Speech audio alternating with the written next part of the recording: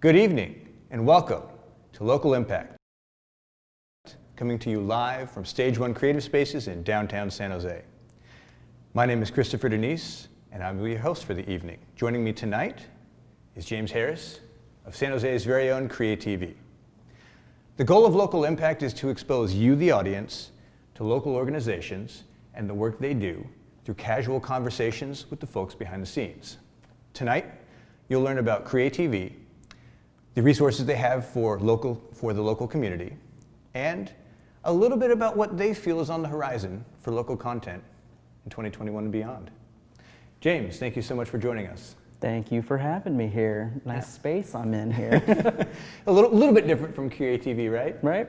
Cool. Well, why don't you tell us a little bit about what CreaTV is? I keep saying that, CreaTV. So. Yeah, you got it. So I'm from CreaTV San Jose. We are a public access center that serves San Jose, and we're on channels 15, 27, 28, and 30 if you've got cable at home. And we're shifting a little bit more towards being, a community media center. So we're here for the community of San Jose and making sure we are reaching the right people. Yeah, you mentioned that a little bit when we talked last week, and I'd like to know a little bit more about what you mean by, going from a public access channel to a community media center. That's a big term change. What does that really mean for you guys? So for us, and of course, I've only been around at CreaTV for about 2 years now, so hard to say what 10 years looked like for us, 10 years ago looked like.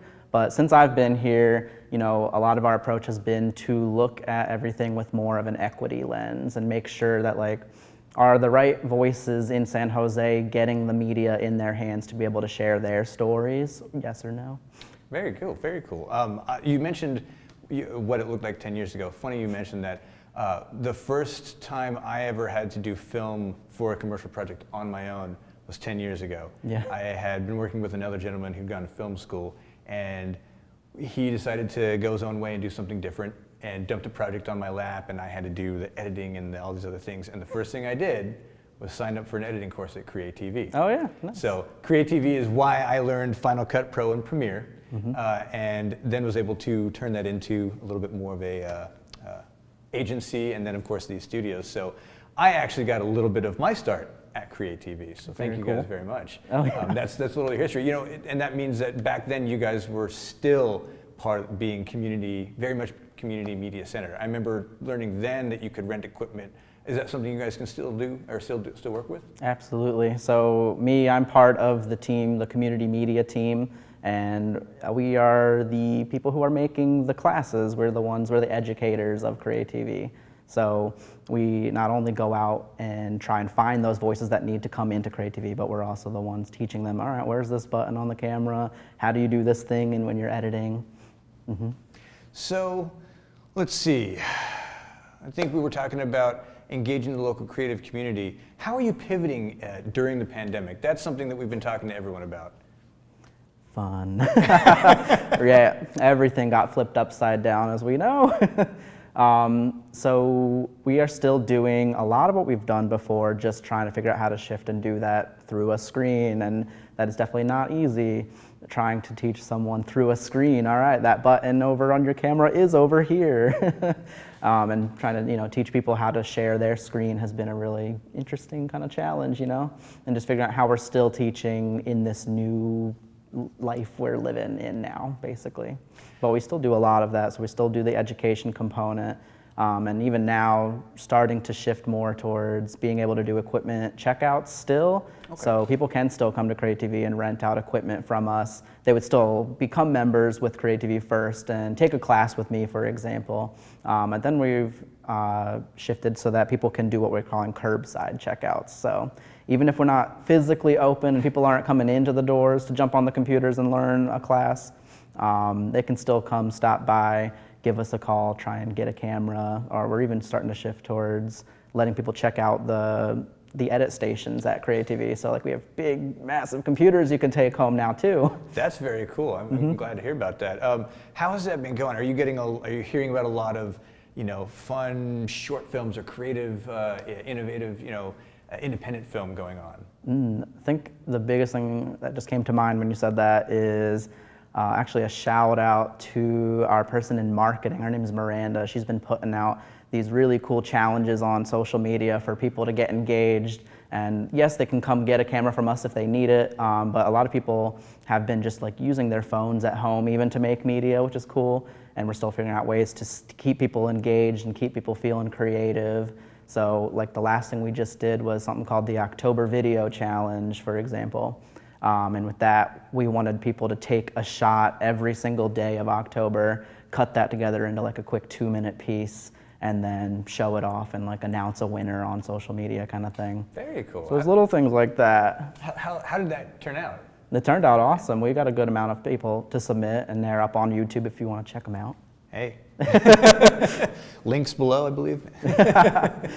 Very cool. So moving forward, where does the future of content for CreaTV? I mean, we're supposedly, we're going back into lockdown, but we're also supposedly going to be heading back out. We're looking at what, March or April for vaccines. Mm-hmm. What does next year look like for content creation? In a perfect world, wouldn't March be the time where we could all just be back in the building? That'd be great. For us, I think we're trying to still play it safe. It's funny to me where we say like, oh, we're in purple now, and red is a better thing, but the color red is still kind of scary, right? So it's like, I think even if Santa Clara County is shifting more towards red and orange again, we'll still play it the safe way and do what we've been doing for a little while. Hard to say if that'll be through next year. It's hard to say, but. Have you been having a content, have you been struggling to get content for the show? I would say no. One of the biggest shifts we've made since going under this COVID shelter lockdown stuff is we've actually turned our channel 30 into something called the Outlet. And the Outlet, we've actually taken off the requirement that you have to be a member to give us content kind of thing. And channel 30, if you are just already making stuff at home and want to submit your videos to us, that's a channel that's just like literally just showing what is San Jose doing to get through these times, you know? I believe this show might be on there at some point too. So. Right. Yes. Very cool. And those submissions, they're just pouring in from the community? Right. Totally, and some staff have been participating in some of these like challenges, for example, too. Very cool. So it's a way for the community and us to be engaged and still staying creative. Okay, very awesome. So I think, let's see, that'll bring us to our predictions. Prediction 1, when will we be back to normal, and what does that mean? What will that mean? When will we be back to normal? Again, hoping that is March, but to be even more safe, if that's June, if that's summer or something like that, that's my hope. I'm not probably the one who gets to make the call though, but a lot of what we have been doing during COVID has been not too far off from what we already were doing when we were open. For example, some programs we do like our Summer Documentary Institute with high school kids, and then we do another one called Documenter Me for the queer community actually happening right now. And those are programs that they're in their second year now. And so even if we've had to shift them and still do them through a screen, they'd be super easy to jump right back into as soon as we open up again. But I think we've also felt more and more comfortable with being able to do things through a screen, and it hasn't been too bad. So are you thinking that the future is going to be a little bit more of a hybrid? I think so, and a lot of that, there's been talk of like, you know, when CreaTV ends up moving, we're looking into a new building eventually too. When that happens, you know, we've actually figured out some of our staff who have been working from home have found out actually we can do it just like this. And maybe there'll be times where we just go into the studio for productions like this, where we have to come in here and get it all set up. Or maybe we just end up going to the building to help with classes once a week, twice a week kind of thing. But we have figured out as staff we can do this, and we've come out kind of stronger from it. Very cool, very good to hear. All right, final prediction, new methods of interaction. We talked a little bit about that last time. How you are clearly being able to engage with the community online as well. Do you feel that that is going to become a permanent part of communication with the community? And if so, how are you guys going to do that? Interesting, good question. Me specifically, in my team, the community media team, being like the classes and education part of things, we are trying to figure out how can our classes be accessible to people and not always have to have them come into the building and learn hands-on physically. Rather, are there ways maybe we could record things we're doing on Zoom and put those out online as like, hey, sign up as a member and get access to this online virtual class kind of thing. So that's one shift I can see happening. Very cool. And you guys are starting to look, I've seen a lot of people look into or start to do virtual classes, virtual workshops and things like that. So I think there's definitely going to be, we're seeing the evolution now, we're definitely seeing a lot more of that. The masterclass series I think must have exploded at the beginning of this. Oh yeah. I just couldn't, I constantly hear from somebody, oh yeah, I took the masterclass in directing or editing or writing or what, and I'm sure it's across industries at this point. But, oh yeah. Yeah. All right, so let's go ahead and jump into a few questions from the community here. Okay, so the first one we have, we have a question about what resources you offer. Can you be a little specific? And actually, I wanted to ask a little bit about that as well. I've always known that you rent equipment, but I don't really know what that equipment is and what that entails. So can you describe the equipment a little bit more detail? What kind of cameras? What kind of, you said editing suites. Like, what are we talking? Sounds good. So the big kind of entrance into CreaTV is first just sign up and become a member. From that, you're going to be able to get access to take all the different classes we have, whether that is using cameras on the field, studio cameras when we're back to normal and we can be in a studio. We have editing classes. We've started doing like podcasting classes too, like Photoshop type activities coming up. So with all of those classes, how CreaTV works is you'd have to get into one of them first, get through the class to get a certification, and then once you've got that certification, you then have access to checking out that gear at our super low costs because we're public access. Cool. So that means basically you sign up for the course, they teach you what an f-stop is and what these little buttons mean. Yep. They teach you how to do the editing or something like that, and then you can go check out the gear, check out the edit suite, and move on from there. I like the sound of that. Tell me a little bit more about that, your public access, so it's cheaper. So what does that mean? Is there any restrictions to that? Sure. With being public access and because our gear is rentable for a lot cheaper than you'd see in like actual rental probably like us, equipment places. Yeah. Yeah, because kind of those restrictions like you're talking about for public access is that it can't be stuff that is commercial product. It all has to fall in line with like being educational, inspirational. I'm trying to share my voice out there online, on cable. And it's not necessarily like, I'm going to check out a camera to shoot my friend's wedding kind of thing. Gotcha. Unless maybe you're trying to tell the story of the couple days leading up to that wedding, maybe. Okay. If that's a way to explain it. That's pretty neat. So it sounds like what you do is you provide an exclusive voice for that demographic, as opposed to having to compete with people like us for the commercial work. We're out there doing commercial work, and all these cameras that we're shooting on are definitely dedicated more to that. Sounds like you are specifically for folks who are doing narrative, who are doing documentary, who are doing a little bit more of a passion project, something that maybe could use a little bit of a discount on the equipment side of things. So very cool. Exactly. All right. Memberships. What kind of memberships are there, and what do those offer? Where do those come with? Sounds good. So right now we've got individual memberships. So just like you yourself could come up to CreaTV, and for a yearly cost of $50, for example, you could be a member with us and get exclusive access. And with that membership, you do get discounted prices on classes. The ability to check out our cameras at all, you have to be a member for. And then aside from channel 30, which is the outlet, but getting your content onto channels 15, 27, or 28, for example, it would require being a member. Okay. So membership gets you a lot of things, and when we are open again, we host events in the space too. We did a series called CreaTV Presents that brought in local artists and filmmakers to engage the community in conversations. So it's kind of like that exclusive access. It's kind of like being in a special club, right? Yeah, very, very cool. I remember you telling me a little bit about that. It was about an hour-long program. It was like filmmakers and creators got to come in. You really got to learn in depth about their work, and we're talking local artists here, so people you might actually be able to engage with as well. Right. Very cool. All right, so Events, do you have any events coming up? Clearly I'm going to go with virtual events. Do you have any virtual events coming up? Oh yeah, so right now we are in the thick of a program called Documentary Me, that one I mentioned a little bit ago. This is the one for the queer community, and there are 5 participants in that program making short 5-minute documentaries. Each of them are making their own. And so the screening for that is actually coming up next month, December 18th. Cool. 6 p.m.-ish. We'll just say night for now until final details are out there. But if people check our website, social media too, you'll be able to see all the details on that. Cool, awesome. Well, make sure you do. We will go ahead and get a link up in the bottom here as soon as we have this loaded up and processed after the stream here.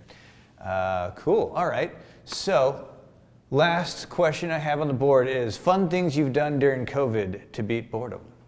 Fun things I've done during COVID to beat boredom. Okay.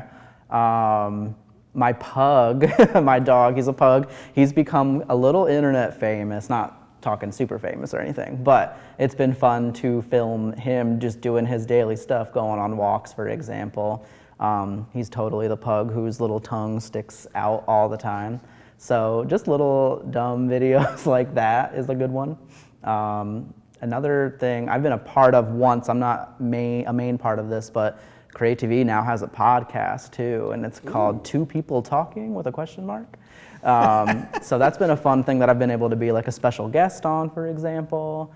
And then there's those challenges that have been put out there, like the October video challenge that we can engage in, stuff like that too. Tell me a little bit about the one right before that, Two people talking. Yeah. So what's that all about? It's super goofball fun. Just like we just want to show that like the people working at CreaTV, we're just human, just like you guys. You know, CreaTV's staff is made up of really awesome, talented, really cool people, and we're super quirky and fun too. So we like to show that side of us. Awesome. Well, I think that's about all the time we have for tonight. Oh, yeah, that is about all the time we have for tonight. But before we go, do you have any final words for our audience? Final words for the audience. And this has been resonating a lot with me lately, but like it can be hard to want to be creative during these times, and it's hard to want to just like pick up that camera and do something with it. So this is me telling everybody watching, just like be inspired by whatever it is, the littlest thing. Record 5 seconds a day of whatever it is, and from making that, I think people are going to flourish and make more and more stuff and feel like they get to be more creative. And hey, while you're at it, submit it to us. There you go, folks. You have a voice. He said it. Submit your films. And, it's kind of like working out, right? They say work out 15, 20 minutes a day. Well, work out your body, work out your mind, work out your creativity, and then send it over to CreaTV. I guess before I thank everybody tonight, we have this colorful little display we put up tonight, and if you'll notice, there are some very brightly colored eggs on here, and you didn't ask about them, but I will explain what they are tonight. So these are just our way of having a little bit of fun and being quirky with the cast tonight. These are eggs I got around Easter last year, and they're hollowed out, brightly colored, and then filled with confetti. So why don't you grab one, and we're gonna have a little fun on camera tonight for everyone out there, just so you have something to go out with on a bang.